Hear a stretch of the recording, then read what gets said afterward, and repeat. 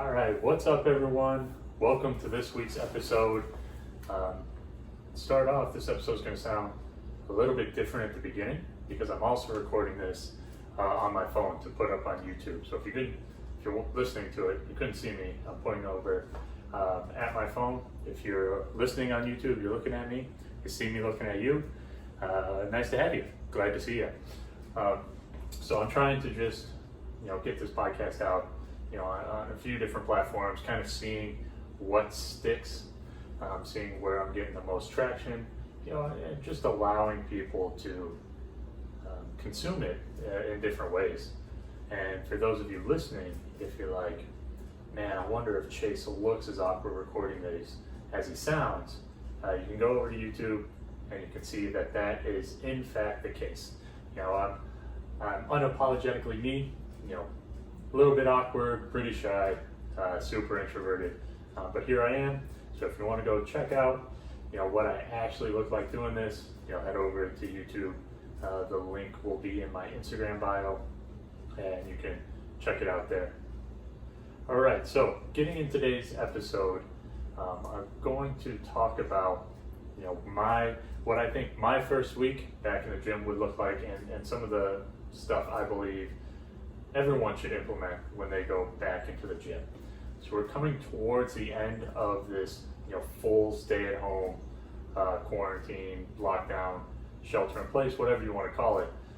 We're reaching the end of it. Now it's not obviously, back to normal, but we're phasing into whatever the new normal is going to look like. And what it really looks like is, your guess is as good as mine. So I'm not totally sure.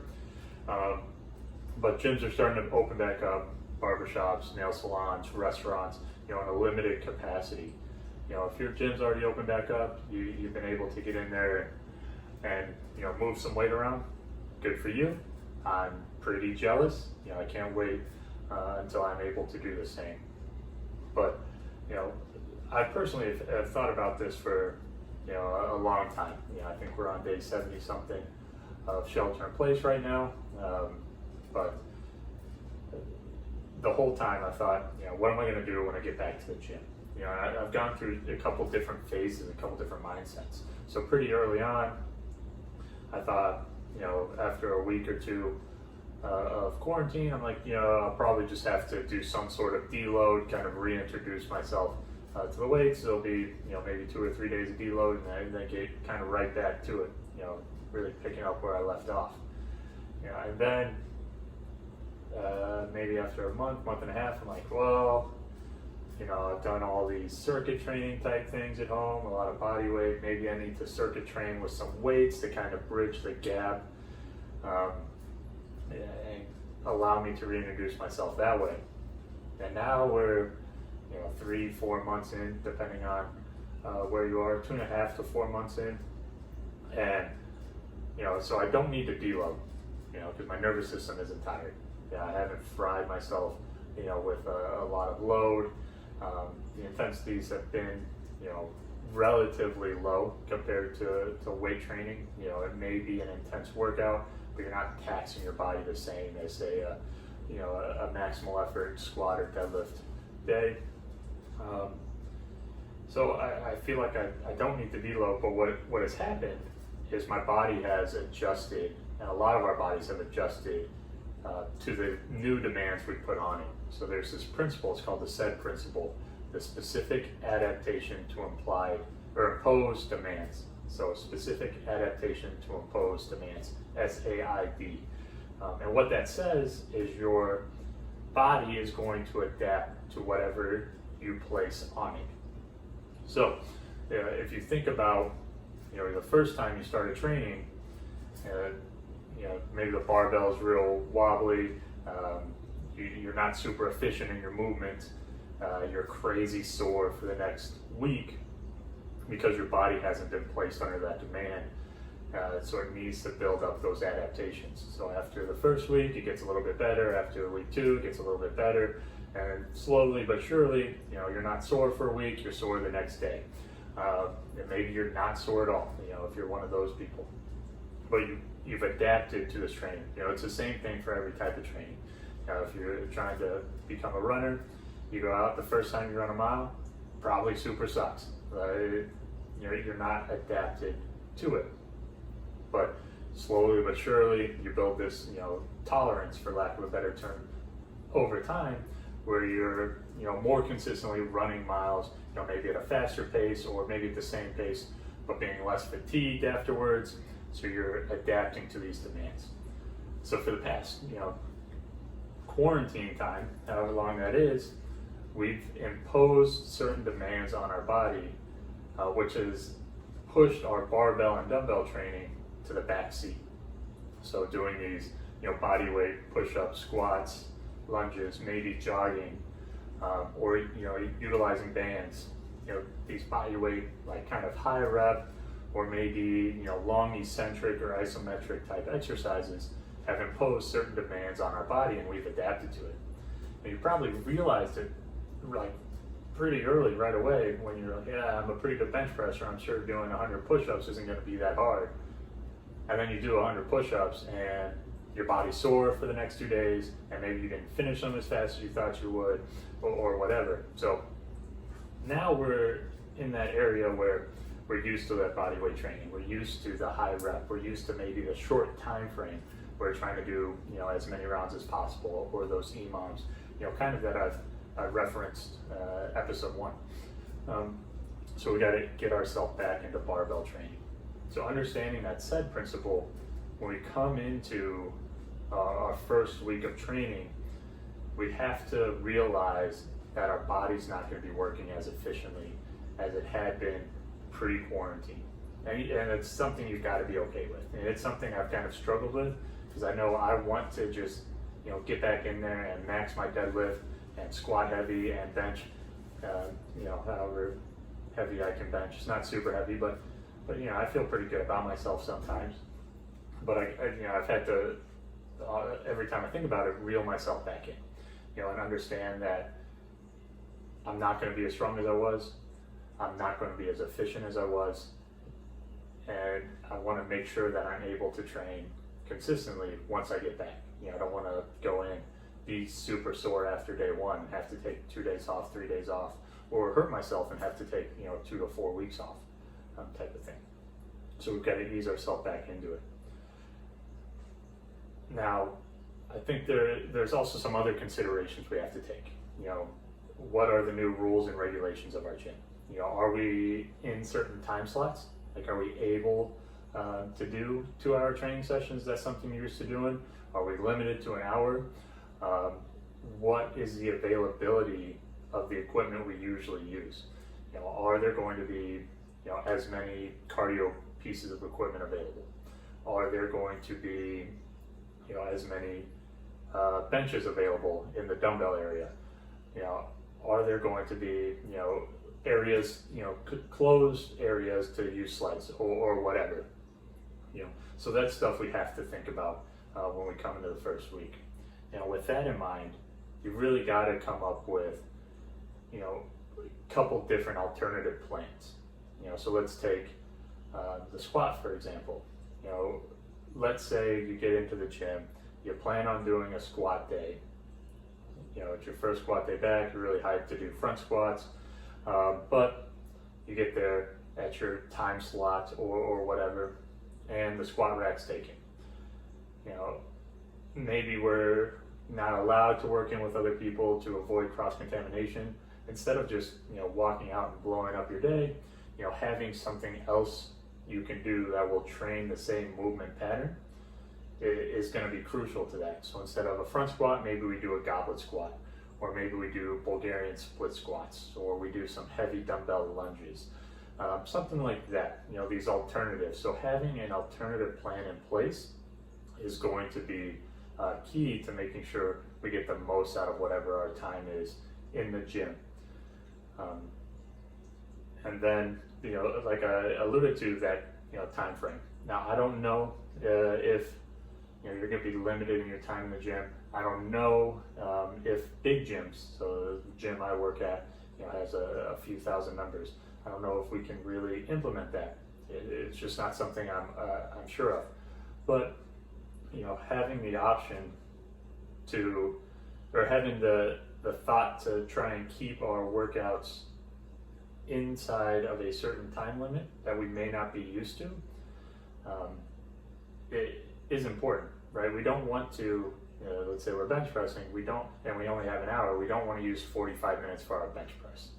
Taking 5 minutes between every set, using 45 minutes of the bench press, and then we can't do anything else because we've got to get out. Maybe some of you would like that, a bench press only, but you need to hit your accessories. You need to do a lot of other stuff. You can't just bench. It may come as a surprise to some of you, but you can't just bench. So, kind of making use of our time in the most effective manner till we can train those big movement patterns, whatever they are for you, as well as getting, the important accessory work and recovery, in. So, with all those thoughts in place, we're going to have to kind of ease ourselves back into the big movements. We're going to have to be aware that we may have to adjust our plan due to equipment available or space available. We may have to adjust our plans based on the time allotted to us. What's the first week look like? So maybe the first 2 weeks or the first month, however long this lasts. I think there are a couple big things that come into play there. And I think the biggest, the most important one is to not overdo, your daily volume. There's only so much you can recover from in a workout.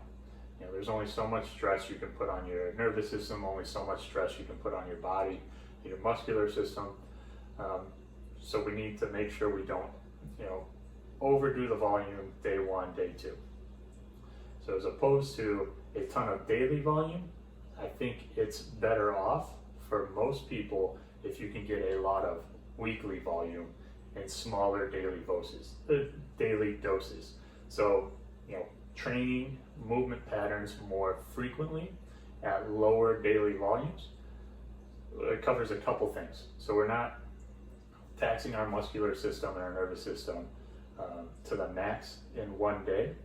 We're allowing ourselves multiple training sessions to relearn and make ourselves efficient in those movement patterns again, and kind of scratches our itch to get into the gym multiple days with reason after having this time where we haven't been able to do that. So for me personally, my big movement patterns are barbell bench, barbell squat, deadlift, and chin-ups. Those are the four movement patterns I like training the most. Those are the ones that I kind of revolve all my programs around.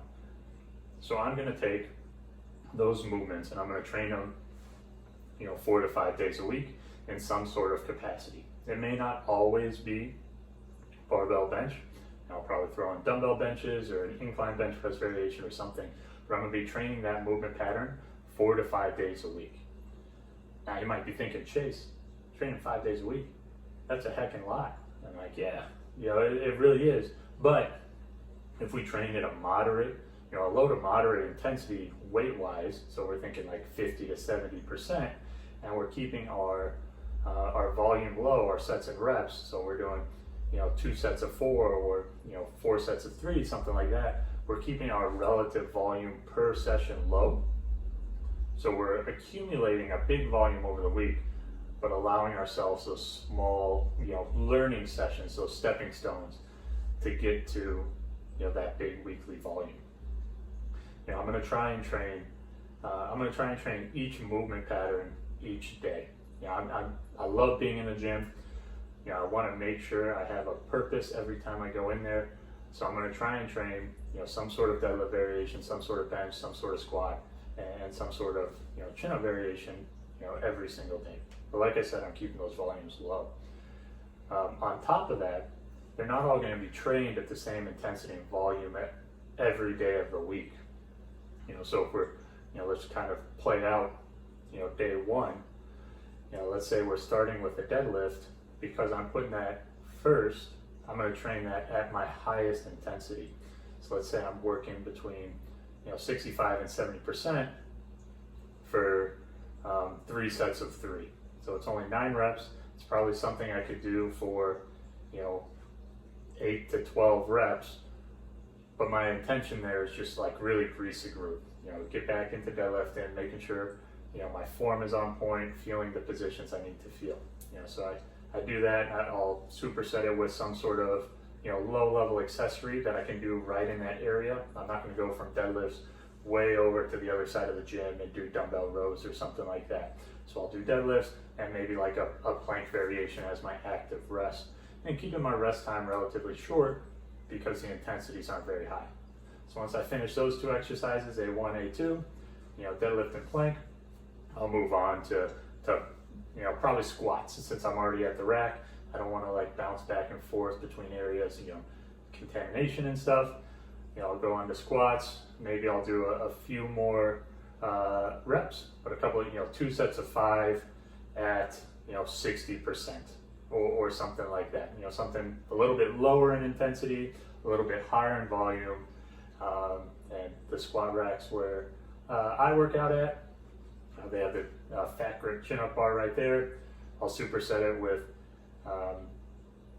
3 sets. So I'll do a wraparound set. I'll do 3 sets of 4 chin-ups, unweighted. So the intensity there is really low, volume's a little bit higher.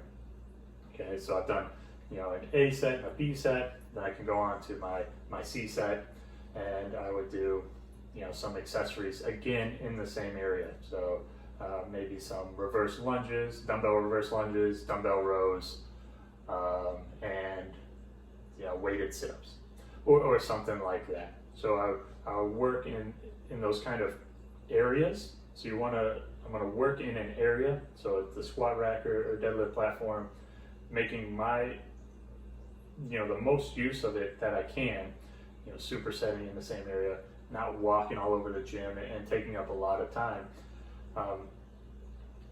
And I'm going to work in those supersets to be the most efficient that I can. I finish all that. If I have time, maybe I hit some arms, do a little conditioning with the sled, roll out and call it a day. And then the next day, I'm just going to flip around, what my main movement is. So I did a deadlift first at the highest intensity. So maybe I do a bench press first at the highest intensity, day 2. That gives my lower body a little bit of a chance to rest, air quotes, from that higher intensity day. And allows me to feel good, pushing, again, air quotes, heavy weight on the bench press.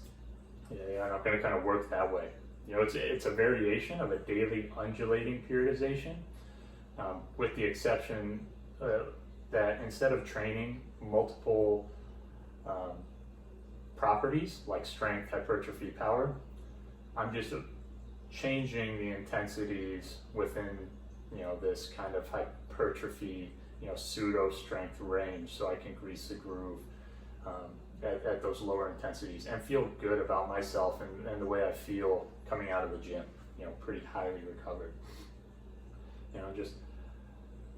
So those are kind of my thoughts on the week, on the first week. I've had a lot of time to think about it. I'm excited.